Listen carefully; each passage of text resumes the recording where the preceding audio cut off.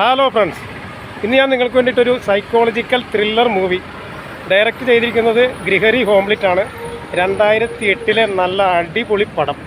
ഇതിലെ lead role ചെയ്തിരിക്കുന്നത് ദയാൻ ലേനാണ്.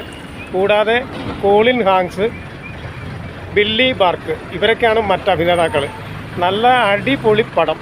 ഇതിൻ്റെ പ്രമേയം എന്ന് പറയുന്നത് ഒരു സൈക്കോളജിക്കൽ, അതായത് ഒരു സൈക്കോ കില്ലർ കുറച്ച് പേരെ കൊല്ലുന്നതും അതെന്തിനു വേണ്ടി, ആർക്ക് വേണ്ടി, അത് ഇൻ്റർനെറ്റിൽ വെബ്സൈറ്റ് ഉണ്ടാക്കി അത് ലൈവായി സംപ്രേഷണം ചെയ്യുന്നതൊക്കെയാണ് ഇതിൻ്റെ ഇതിവൃത്തം.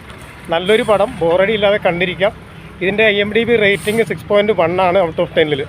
അപ്പം എനിക്ക് പേഴ്സണലി പടം കണ്ടിഷ്ടപ്പെട്ടു. യൂട്യൂബിലും മറ്റു സൈറ്റിലൊക്കെ പടം ഇപ്പോഴും ലഭ്യമാണ്.